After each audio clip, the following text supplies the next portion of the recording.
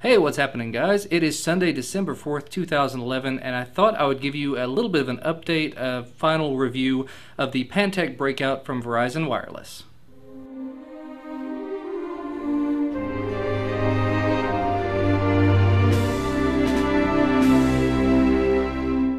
So I've been using this device off and on now for about a week. I haven't been using it as my daily driver phone. That is still the Motorola Droid X, which, as you can see, is in my pocket. But I've been using it for some light gaming, some web browsing, some app downloading, a little bit of Skype here and there.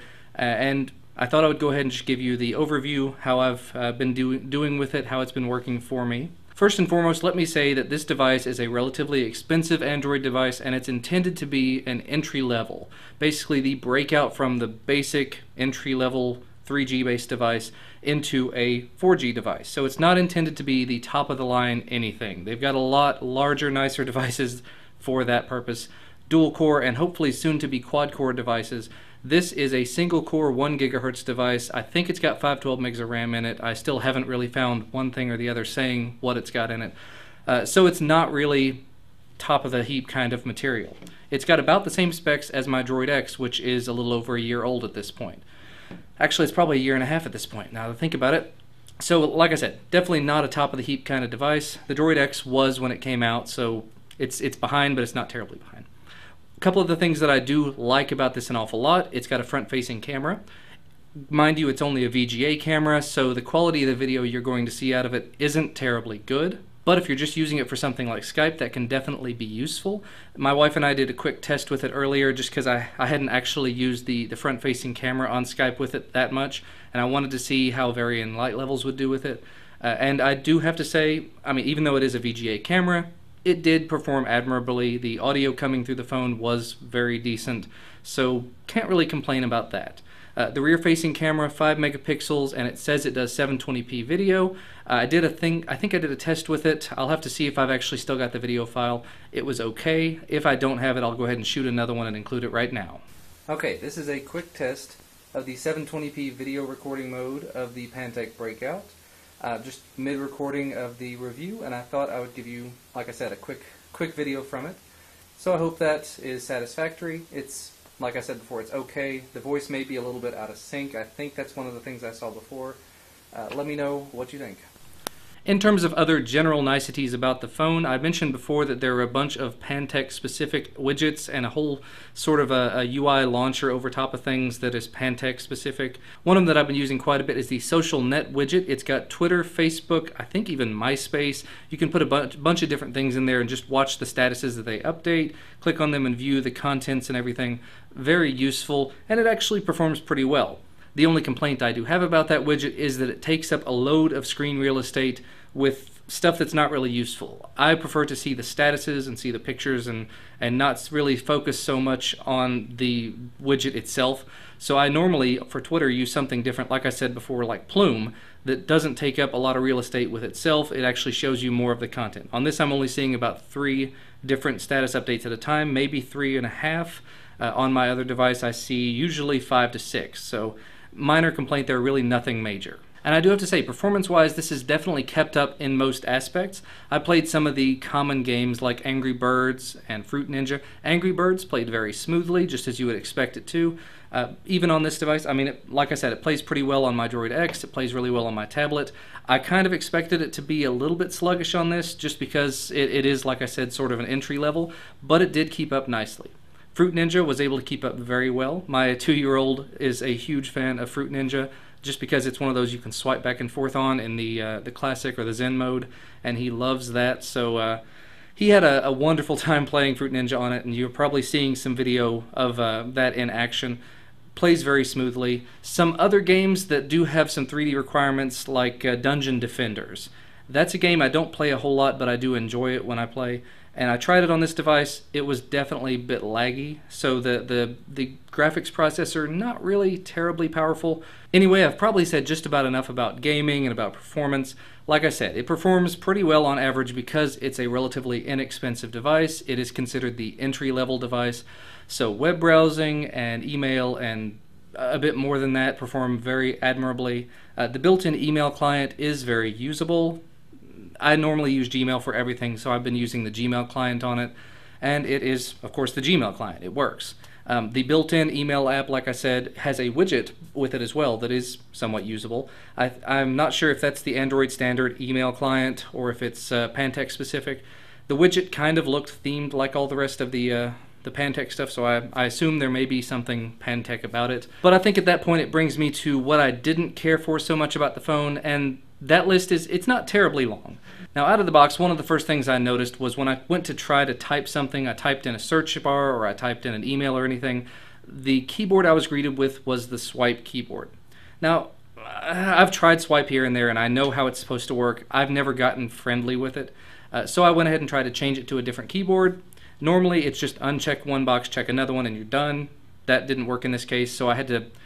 For some reason, I didn't know how to do this, so I looked around. I found that if you hold down on any place where you would type in text for a couple of seconds, it pops up and asks you to select your input method, and you were able to select a different keyboard then. So I changed it to the Android keyboard. Worked just fine at that point. I turned off the buzzing and the sounds and everything because I get a little annoyed with that, and I was good to go. Android keyboard, out of the box, very good. Swipe keyboard, personally, I don't care for it. That's just my own opinion. My other semi-decent gripe, and again, not a big deal, just my personal opinion, when I'm holding the device, as you can probably see, my fingers tend to gravitate in this general area. My middle finger, as you can tell, is on the power button. Now, that can be a good thing or a bad thing. That also can mean you hit the power button when you're in the middle of a call, when you're playing a game, when you're watching a video, or when you're pulling it out of your pocket, when you're putting it into your pocket.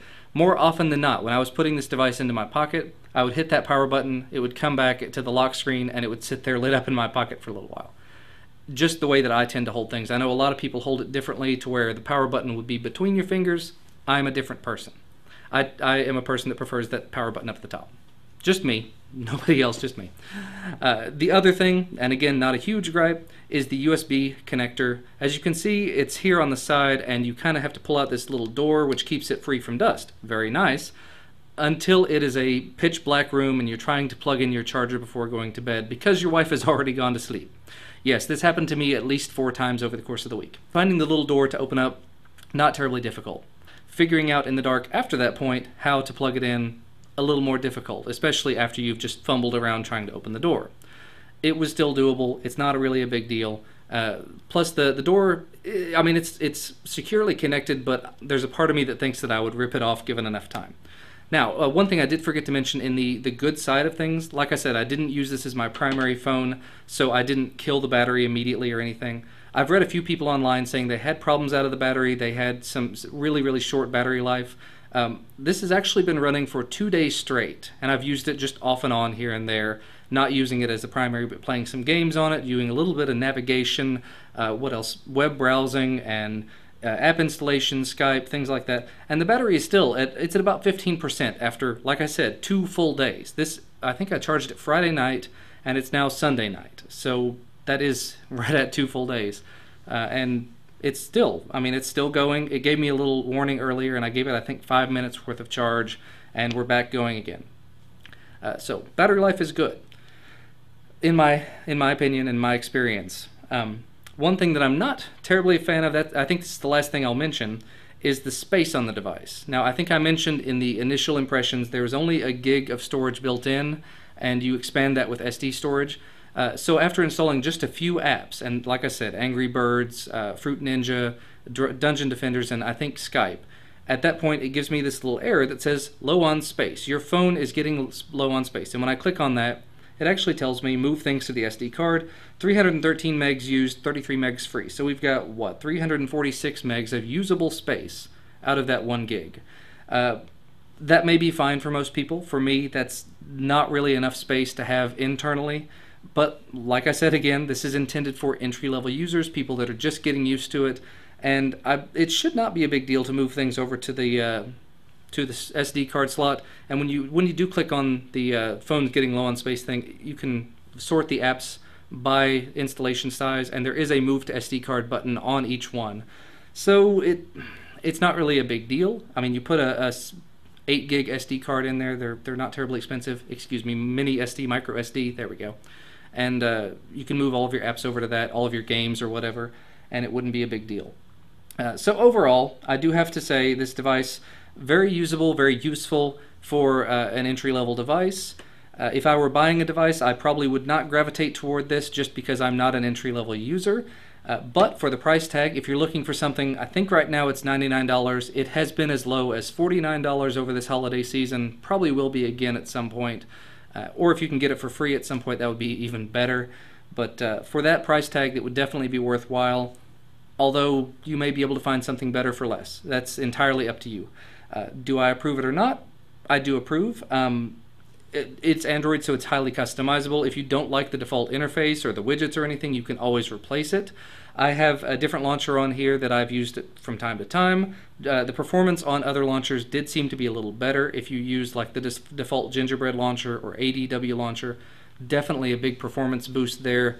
So I guess some of the Pantech widgets may be a little bit heavy, not really that bad though. I mean, like I've shown before, the performance of just swiping between the screens and going into the apps list and everything, not a problem. And once you get into an app, the launcher really doesn't make a difference.